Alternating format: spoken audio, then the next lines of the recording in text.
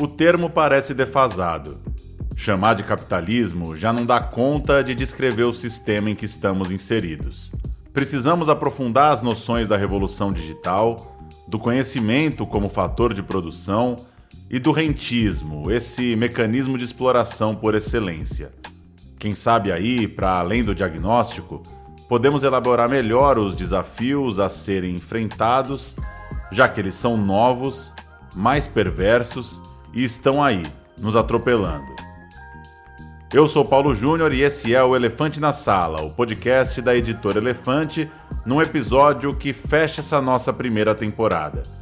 Foram 8 conversas com autores do nosso catálogo, lançadas semanalmente nos tocadores, no YouTube ou diretamente no nosso site. Esse episódio de número 8 trata de Os Desafios da Revolução Digital, libertar o conhecimento para o bem comum, numa conversa com o autor Ladislau Dolbor, que aqui na Elefante também escreveu Resgatar a Função Social da Economia.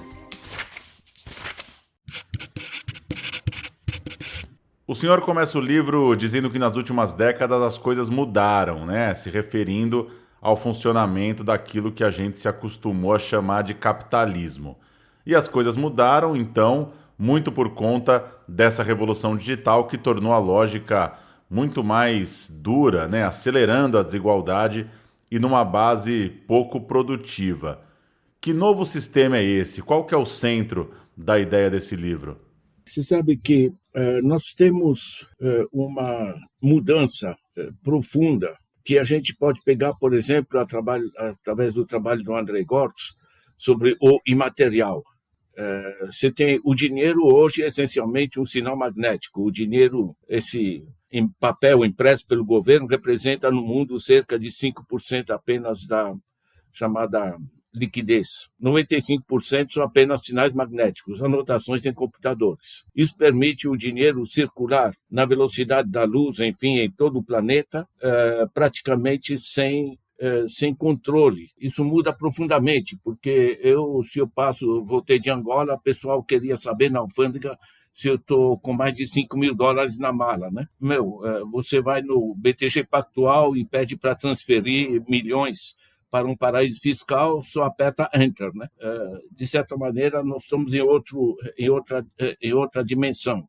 Então, o dinheiro é imaterial, essa é uma dimensão. A outra dimensão é que o conhecimento, o conjunto das informações que a gente tem, o mundo da informação, ele se tornou essencialmente também sinal magnético, é imaterial. Todo o sistema de informação que a gente usa hoje, os Facebook, a Amazon, Google, enfim, o chamado GAFAM, né? Enfim, a Microsoft, todo o sistema lida essencialmente com o imaterial. Então, de certa maneira, temos uma desmaterialização da economia no geral, e isso está levando a outras regras do jogo, outra forma de organizar a economia, porque quando você está online, não existem fronteiras, não existem, enfim, de que lado você está, territórios, coisas do gênero. É interessante o título de um livro americano, Space is Dead, o espaço morreu. Na realidade, você está no mundo. Um segundo eixo é a conectividade global. Praticamente, em poucos anos, praticamente todo mundo terá acesso, através do celular no bolso, do computador, de diversos meios. Eu posso puxar um artigo de um amigo do Japão em frações de segundo. Ele está aqui no ar, enfim, com o meu celular pega. Ou seja, o conhecimento banha o planeta, são sinais magnéticos, e nós temos as gigantescas infraestruturas, que são tanto os satélites em volta da Terra, como a rede de cabos de fibra ótica que está em todo o planeta, né, que atinge praticamente, ou estão em vias de atingir, todos os lugares do mundo. Então, você gerou uma conectividade planetária. Isso desloca radicalmente a visão de economia. Não é mais o cara que faz a fábrica naquele bairro, tem o dono da fábrica, enfim, contrata trabalhadores, ele paga mal os trabalhadores, mas para lucrar com os trabalhadores, ele tem que pelo menos gerar emprego para eles e tem que gerar produtos, né? Agora, esse sistema imaterial é diferente.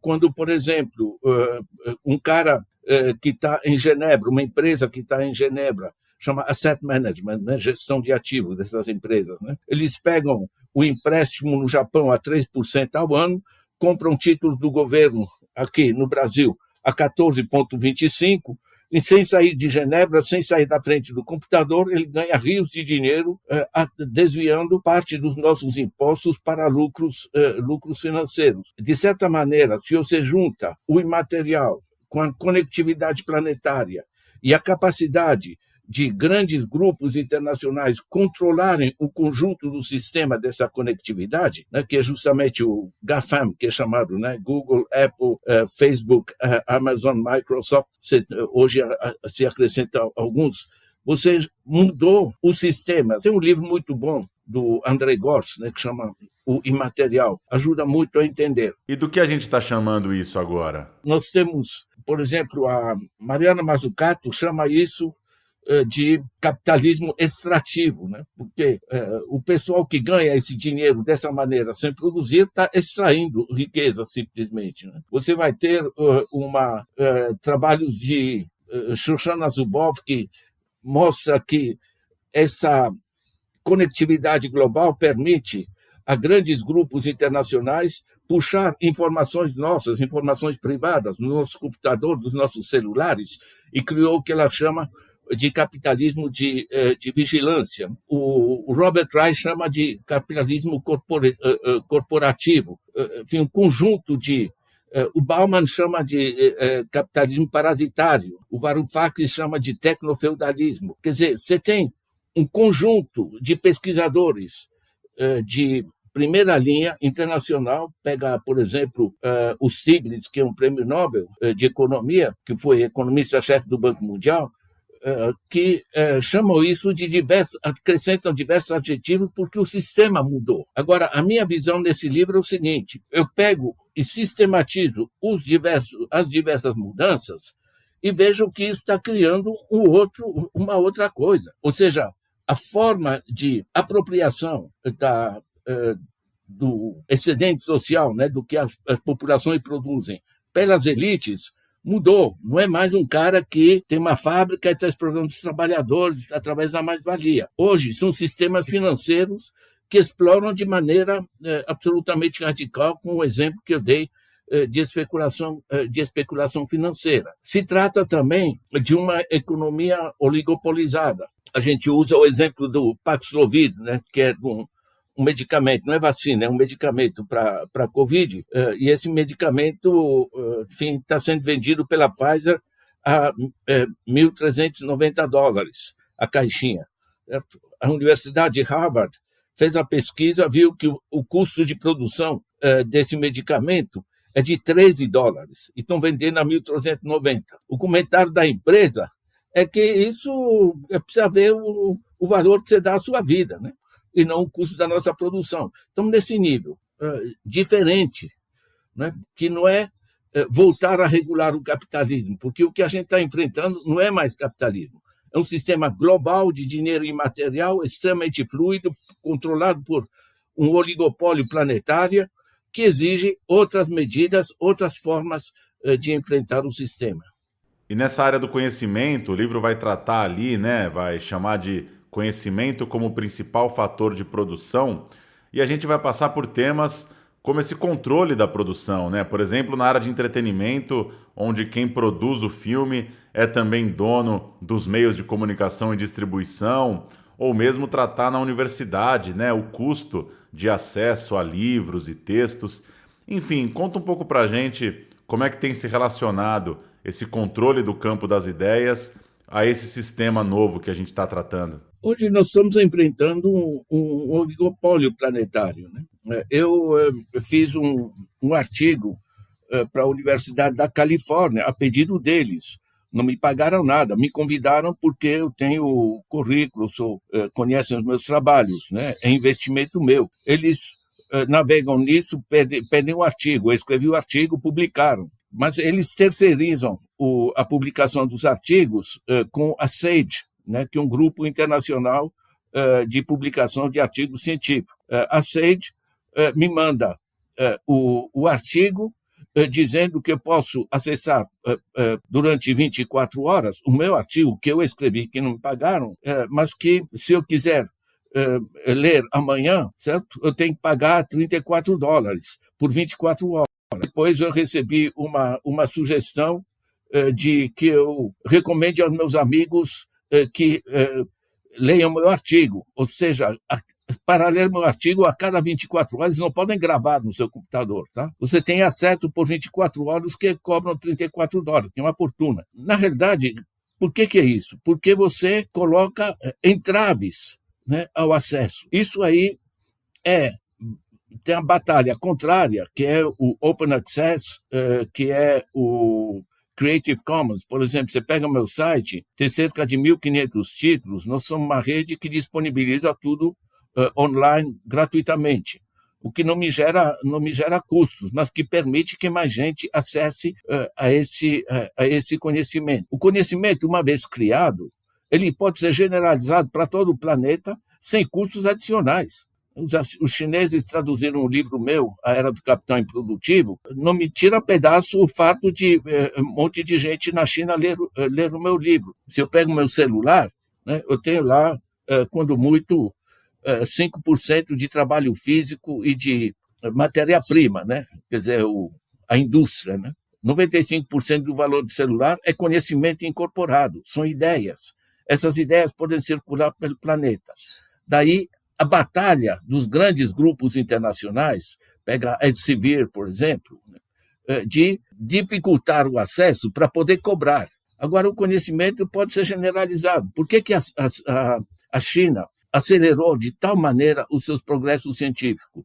Na China, o cara que tem uma ideia, que desenvolver uma tecnologia na universidade, ele não sai da universidade para abrir uma startup e esperar que alguém compre a ideia, né?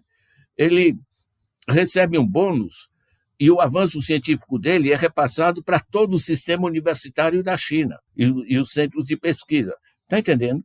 Ou seja, se adquire um efeito multiplicador do conhecimento absolutamente brutal. E ninguém fica reinventando a roda, porque o progresso de qualquer parte da China é repassado para o conjunto, ou seja, o conjunto evolui. Por que isso é tão importante? Porque, na realidade, esse sistema na China chama ORE, Open Resource for Education. O MIT nos Estados Unidos adotou o mesmo sistema, né, chama OCW, Open Courseware. Outros já estão adotando. Porque nós podemos generalizar um processo colaborativo planetário de avanço científico fenomenal. O que fazem os grandes grupos, a Elsevier e tantos outros, né? É tentar impedir isso, né?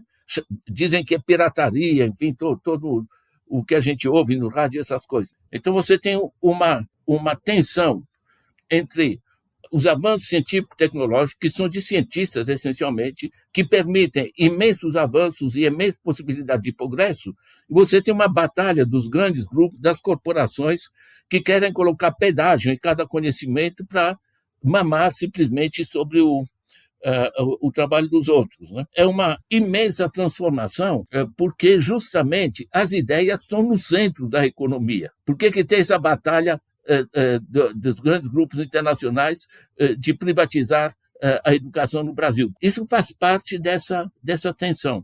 O pano de fundo é que, antigamente, a briga era quem controlava, quem era dono da fábrica, né? Hoje, na realidade, é quem controla o sistema de comunicação, de informação e de conhecimento. E tem saída para a gente retomar um pouco o controle sobre isso, sobre o dinheiro? O senhor vai falar do rentismo, né? Vai tratar desse dreno rentista e vai trazer depois, para citar aqui um exemplo muito palpável, né, que há poucas décadas um executivo recebia cerca de 30 vezes o salário médio pago por suas empresas. Hoje isso bate 300, 400 vezes, no exemplo do livro, até 680 vezes. E aí é interessante pensar, né, essa diferença hoje obscena do salário de um executivo, de um líder da empresa, de um CEO, para um operário, né? Como que a gente trata, então, desse tema se a diferença está desse nível, tá de perder de vista para um trabalhador comum? Você sabe que, em grande parte, isso depende do fato que, quando você tem exploração através da mais-valia, que continua, mas é muito menor, se numa empresa o patrão está pagando mal ou tem condições de trabalho ruins, as pessoas estão ali juntas, se organizam, brigam, fazem greve e se ajeitam de alguma maneira, certo? É claro, para o trabalhador, digamos, o fato que ele está sendo mal pago, né? Ou que não aumentou frente à inflação, coisa do gênero. Agora, o sistema financeiro, as pessoas simplesmente desconhecem, não entendem como se dá o processo. A lógica do processo decisório na empresa, nas grandes corporações atualmente, é diferente. Porque antigamente, no que chamava capitalismo industrial, né, você tem uma empresa, você conhece o proprietário da empresa, ele mora em tal lugar, enfim, você tem coisas bastante claras. Hoje, pego, por exemplo, a Samarco, tá? Com o desastre de Mariana, né?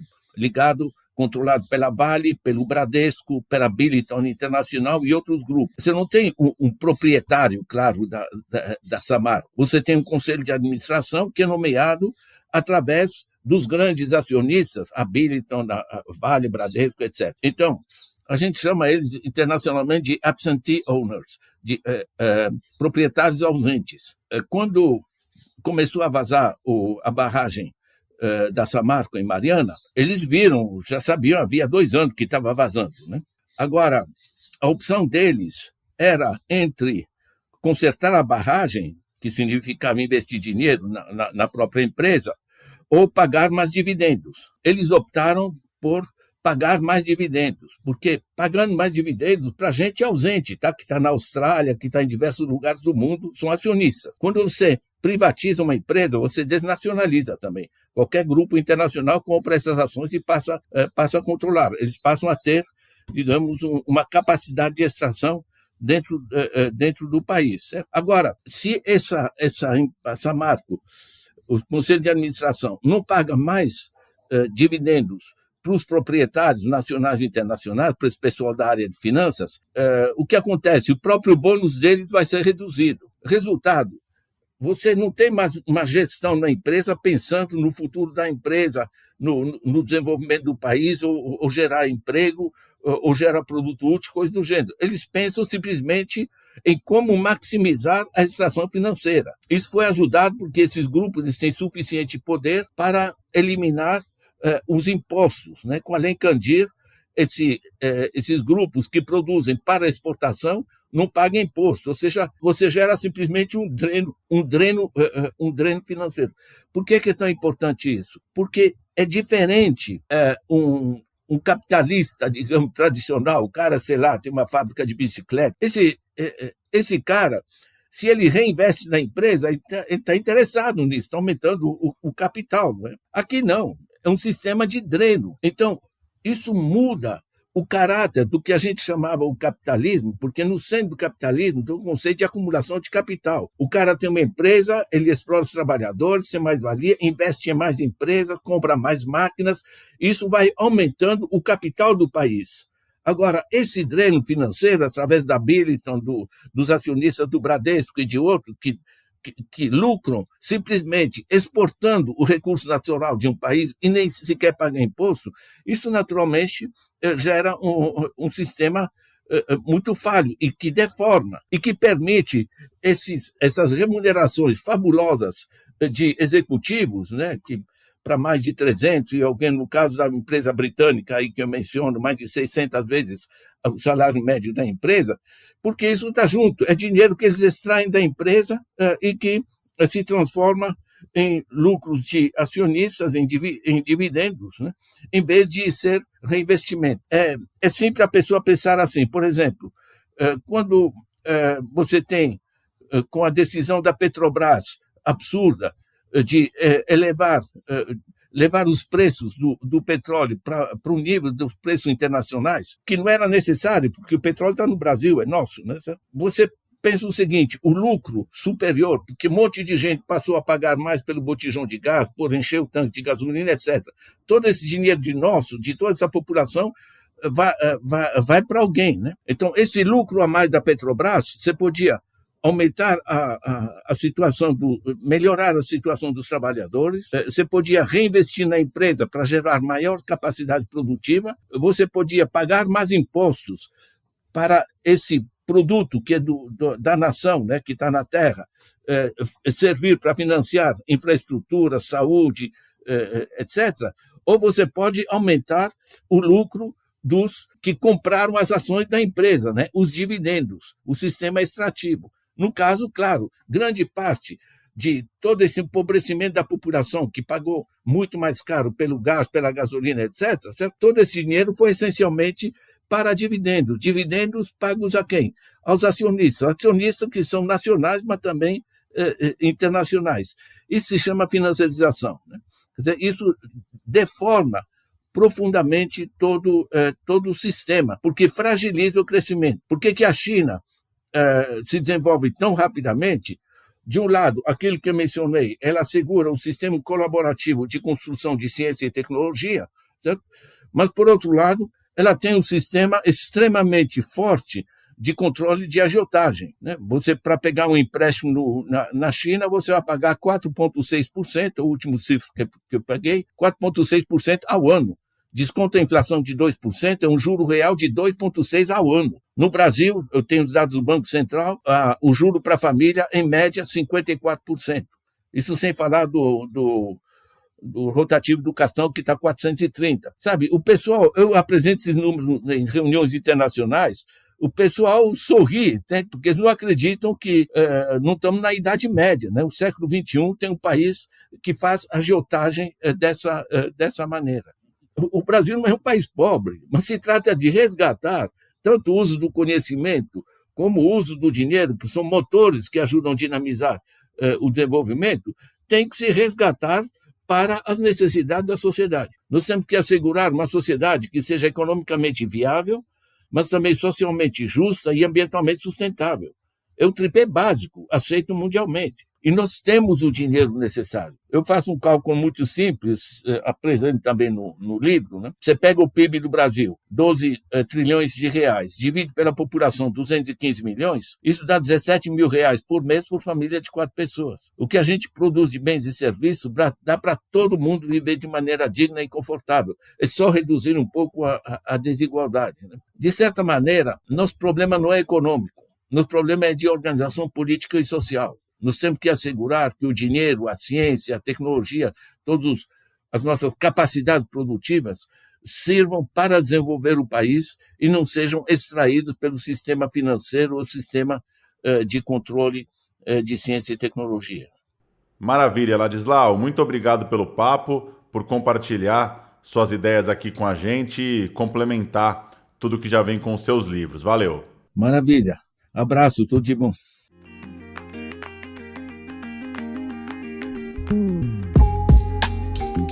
Essa primeira temporada do Elefante na Sala, com uma série de 8 conversas com os autores, está disponível nos tocadores de podcast, no YouTube e também no nosso site. Você nos apoia ao curtir o programa no seu tocador e seguir nossos canais, além, claro, de recomendar as conversas para sua rede interessada nos debates que a gente faz com os livros. Em editorelefante.com.br você também pode assinar a newsletter e ficar ligado nos conteúdos e lançamentos. Voltamos em breve. Tchau!